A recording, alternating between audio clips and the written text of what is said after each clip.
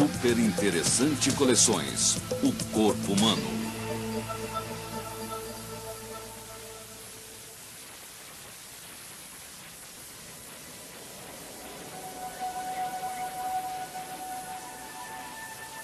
Ele controla todos os nossos movimentos. 14 bilhões de células interligadas numa rede de complexidade quase infinita nos permitem aprender a partir do momento em que nascemos. Essa massa rugosa constitui o órgão mais genial do corpo, capaz de nos dar criatividade e presença de espírito. Conheça os segredos da mente explorando o cérebro humano em super interessante coleções, o corpo humano.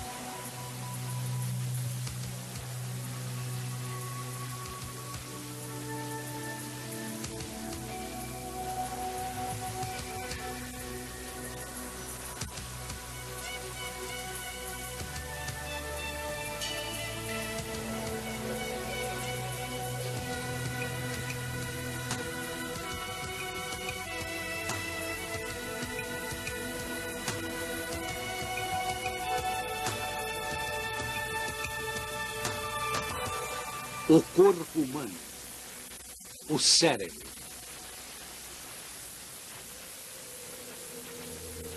Eu penso, logo existo. Esta é a sede de todo o pensamento e da consciência. O cérebro humano é o ponto mais alto da evolução, o único órgão consciente de sua própria existência. Além de aglutinar a inteligência, é por ele que os olhos enxergam o mundo. Os ouvidos entendem a música e o nariz capta os perfumes. Controla os órgãos do tato, que se aglomeram nos sensíveis lábios e em cada centímetro da pele. Nos alerta sobre o vento quente ou o frio do inverno, para um toque suave ou uma pontada dolorosa. Esses sinais trafegam pela superautoestrada de informação do corpo, a medula espinhal. Esse delicado feixe de nervos está protegido por uma armadura pontiaguda, a coluna vertebral. O crânio é o capacete ósseo que protege esse órgão nobre.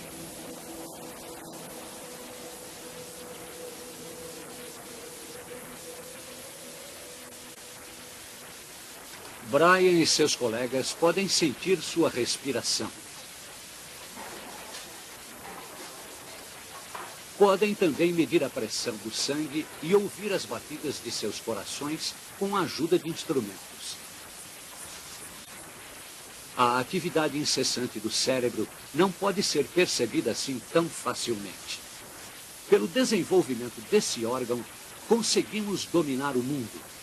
Podemos pensar em símbolos abstratos como a linguagem e a matemática, e acumular conhecimento de geração em geração. O poder do cérebro não é evidente à primeira vista. Afinal, ele mais parece uma noz gigante feita de 1.500 gramas de tecido macio e úmido. O segredo está em seus bilhões de microscópicas células nervosas. Quando você está pensando, sinais elétricos passam de uma célula a outra dentro da sua cabeça. É como as correntes elétricas que viajam entre os minúsculos circuitos de um chip de computador durante um cálculo. Assim como as máquinas, as células nervosas requerem um generoso suprimento de energia. Uma rede de vasos sanguíneos traz oxigênio e açúcar, os combustíveis do cérebro. Mais de meio litro de sangue circula pelo órgão a cada minuto. O suprimento contínuo de sangue é essencial, pois os nervos morrem rapidamente quando estão sem oxigênio. Após poucos segundos de fluxo interrompido, algumas células já começam a se desligar e perdemos a consciência. Se o sangue não voltar rapidamente, como no caso de um derrame cerebral, o dano pode ser permanente. O cérebro de Brian requer um suprimento de energia de 10 watts, apenas uma fração da necessidade de um computador. Assim como a máquina, sua central nervosa é ligada a uma rede mais ampla e funciona com cargas elétricas.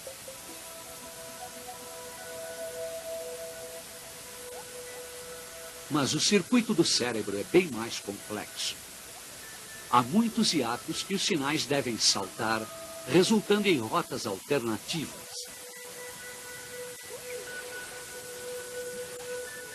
As células nervosas vivas podem se conectar às células vizinhas, criando novos caminhos, o que não acontece com a rota programada das correntes elétricas do computador.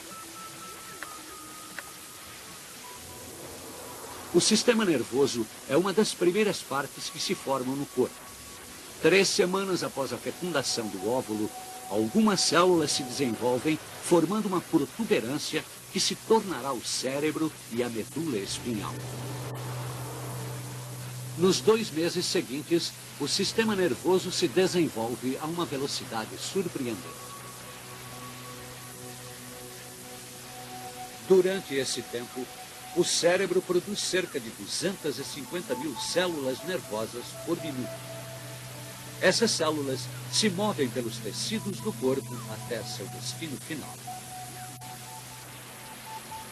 Durante os primeiros 4 meses do útero, o cérebro do bebê produz todas as células nervosas que o acompanharão durante toda a vida.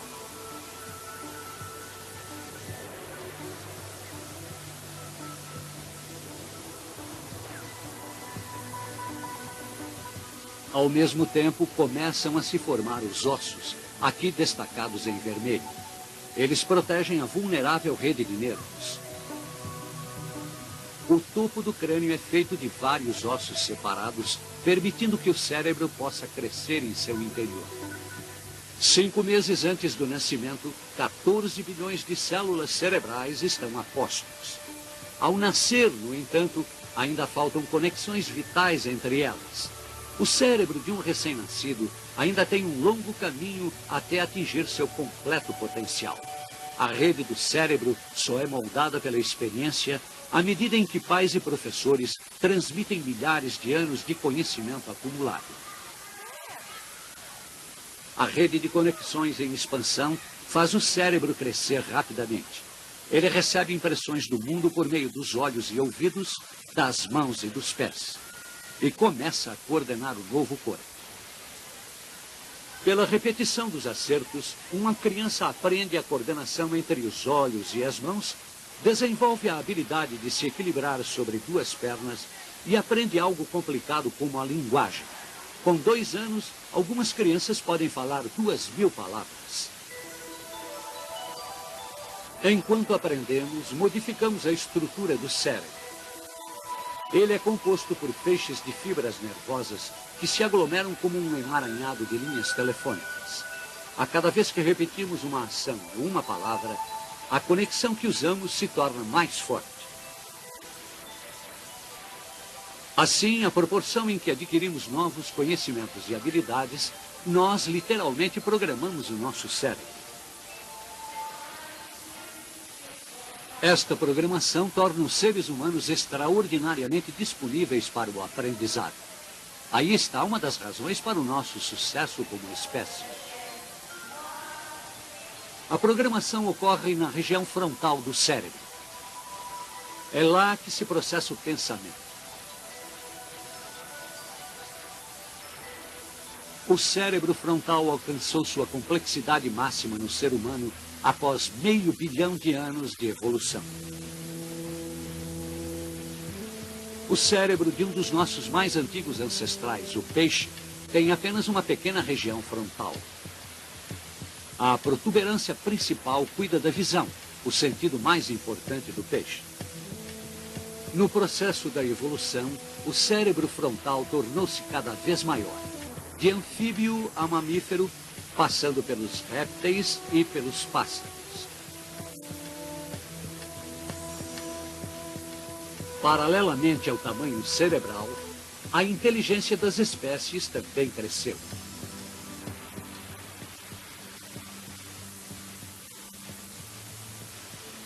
Os cérebros dos seres humanos possuem a arrogância de se atribuir o grau máximo da perfeição. Escondido lá dentro, ainda temos nosso cérebro de peixe desempenhando suas antigas funções. Essas regiões inferiores do cérebro mantêm algumas de nossas funções vitais, como a respiração. O cerebelo, em forma de couve-flor, é a parte do cérebro responsável pelo equilíbrio de todo o corpo. Ele é o mais complexo cerebelo do reino animal, provavelmente porque é mais difícil equilibrar-se em duas pernas do que em quatro. Essa antiga parte do cérebro tem uma beleza primitiva.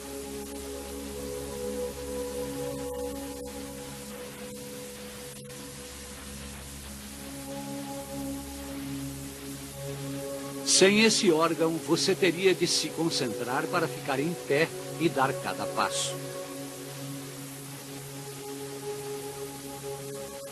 Da base para cima, o cérebro tem sucessivas camadas de intrincadas conexões.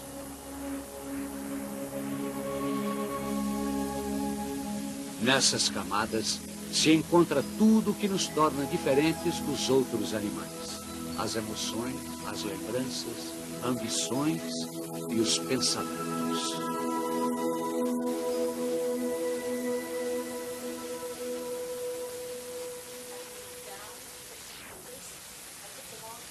O cérebro humano alcançou sua atual complexidade em apenas 5 milhões de anos, desde que a espécie humana se separou dos outros primatas. A história da evolução cerebral é revelada pelas alterações no crânio. O cérebro de um chimpanzé é um pouco menor do que o de um dos nossos possíveis ancestrais, o Australopithecus africanus, que viveu há 3 milhões de anos.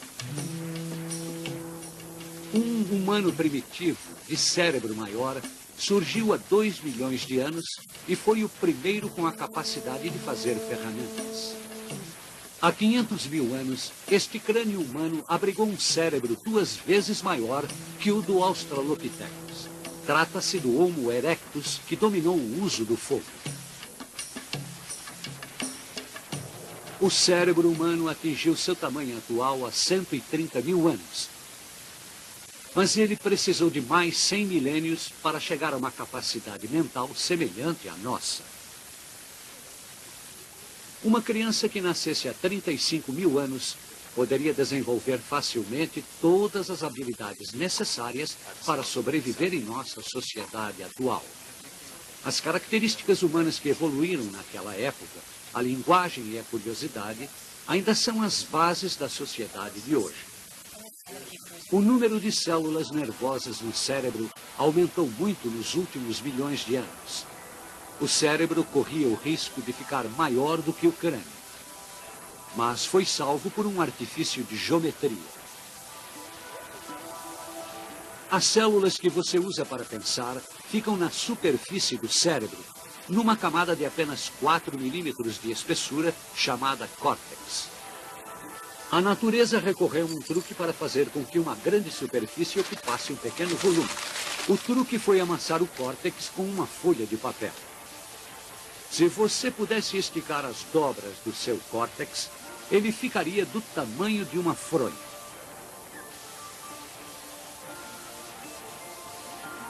Com estas concavidades intrincadas, nós superamos até mesmo o poder do cérebro do maior mamífero. As células nervosas no córtex fazem tudo o que é exclusivo dos seres humanos. Tomar decisões, exprimir opiniões, interpretar o que vemos, ouvir e entender. O córtex forma 2 hemisférios distintos, cada um cheio de feixes de nervos. As 2 metades têm maneiras diferentes de interpretar o mundo. O hemisfério esquerdo pensa por meio de palavras, enquanto a metade direita pensa em imagens e sensações. Os nervos trocam informações por meio de uma faixa densa na base do cérebro. Existe um intercâmbio nos dois hemisférios cerebrais na interpretação de conceitos. Se a palavra água aparece aqui no hemisfério esquerdo, bem aqui no lado direito surge a imagem da água. Para evitar discussões no cérebro, um dos hemisférios, quase sempre o esquerdo, encarrega-se da decisão final. Quando se trata de controlar os músculos, cada hemisfério é responsável por um dos lados do corpo, desde os pés e as pernas até as mãos e os olhos. Mas as linhas de comando se cruzam entre si. O lado esquerdo do corpo é ligado ao hemisfério direito do cérebro, enquanto as sensações no lado direito do corpo acabam no hemisfério esquerdo. As regiões do corpo mais sensíveis ao toque requerem um número desproporcional de células nervosas no centro de sensações do cérebro para processar os estímulos. Esta estranha figura mostra como o cérebro percebe o corpo. As partes de maior sensibilidade tornam-se gigantescas quando se leva em conta a área do cérebro destinada a interpretar cada percepção. Os lábios aparecem monstruosos porque são extremamente sensíveis.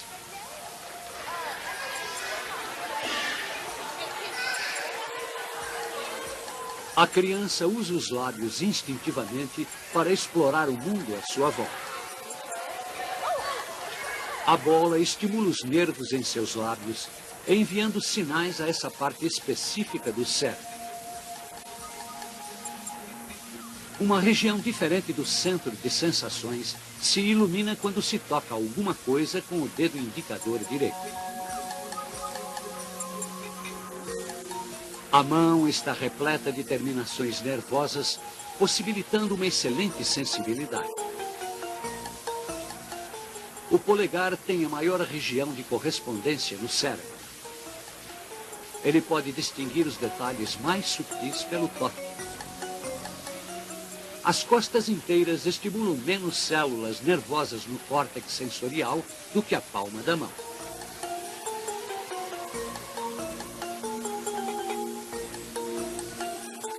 Uma segunda figura mostra quanto do cérebro está dedicado ao controle do corpo. As partes maiores têm muitas células nervosas encarregadas de movimentos musculares extremamente controlados. As duas figuras têm muito em comum.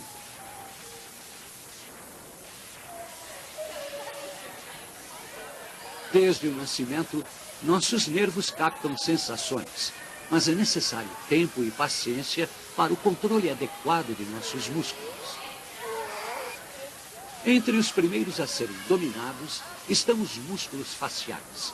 Um bebê pode expressar suas emoções com um sorriso ou uma careta. As expressões faciais adquirem maior sutileza à medida em que os músculos e o sistema nervoso amadurecem.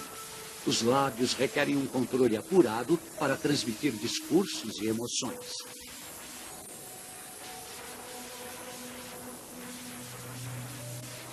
As mãos estão cheias de músculos de alta precisão. A enorme quantidade de cérebro dedicada à mão foi vital para a nossa evolução desde nossos desajeitados ancestrais até hoje e levou a espécie humana a algumas de suas maiores realizações. Para coordenar os músculos, o ser humano dispõe dos vigilantes órgãos dos sentidos. Cada um deles é ligado à sua própria região do córtex cerebral. Através de nervos e feixes, os olhos enviam sinais à parte de trás do córtex, onde são decodificados. É estranho, mas o lugar de onde você enxerga o mundo de verdade fica bem distante dos seus próprios olhos. Quando se vê algo, sinais elétricos correm por estes pálidos feixes de nervos. Eles transportam mensagens codificadas através dos hemisférios do cérebro até a parte posterior do córtex. Esta imagem mostra a atividade elétrica na parte do cérebro onde são recebidos os estímulos visuais. O ouvido mantém você em contato com todos os sons e com as mensagens de outras pessoas. Os sons são amplificados e detectados por um microfone natural. Os sinais são analisados em uma região do cérebro próxima ao ouvido.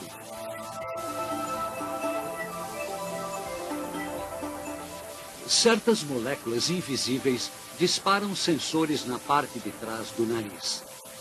Feixes nervosos levam esses estímulos direto às profundezas do cérebro, onde podem ser interpretados como cheiro. Aqui, um perfume ilumina diversas partes do cérebro. A região visual no canto inferior direito traz à consciência o rosto da pessoa que usou aquele perfume.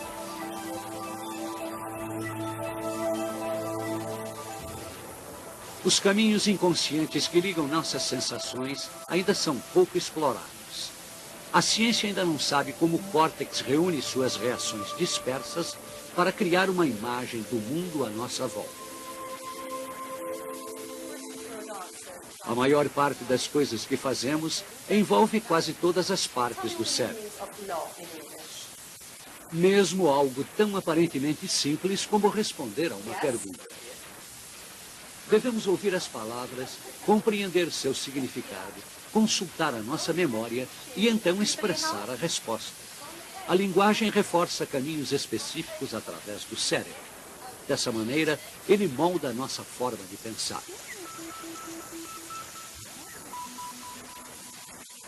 Esta área organiza nossos pensamentos de acordo com as regras da gramática. Ela envia sinais à região que coordena nossa respiração, cordas vocais, língua e lábios para nos permitir falar. Muy bien, perfecto. Now we're on a conjugation round. A linguagem nos ajuda a aprender novos fatos e novas ideias, mas não conseguimos lembrar tudo que aprendemos no ginásio. O cérebro é seletivo e escolhe o que parece ser mais importante, guardando a informação em dois estágios. Primeiro, a memória de curto prazo. Ouça uma palavra e você poderá lembrá-la durante alguns segundos. Mas ela sumirá rapidamente, a menos que seja arquivada na memória de longo prazo. Who shall I choose? Desesperados? Corey. Para reter o que você aprendeu, o seu cérebro deve estar sempre realizando novas conexões entre os neurônios. A própria estrutura do cérebro se modifica sutilmente cada vez que entregamos um novo fato à memória de longo prazo. Novas conexões se formam em todo o cérebro. Mesmo assim, ainda é um mistério o mecanismo pelo qual nós recuperamos as lembranças dispersas.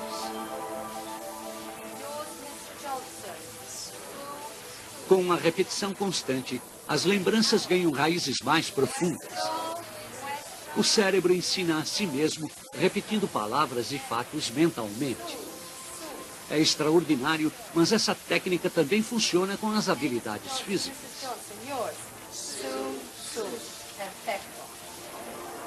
O cérebro humano é um órgão cheio de segredos. Os cientistas ainda podem gastar muita massa cinzenta para investigar as funções das duas concavidades e dobras e para descobrir como esse monte de células nervosas cria inteligência, consciência e autopercepção. Um computador que possa pensar ou, quem sabe, perceber a si mesmo ainda está longe de existir. Cada um de nós contém um computador muito mais poderoso do que qualquer máquina à base de silício. O cérebro humano tem a capacidade de nos levar aos cantos mais distantes da Terra e além dela. Seu alcance não conhece limites. Só esse órgão nos permite interagir com a realidade, abstrair o infinito e imaginar o futuro.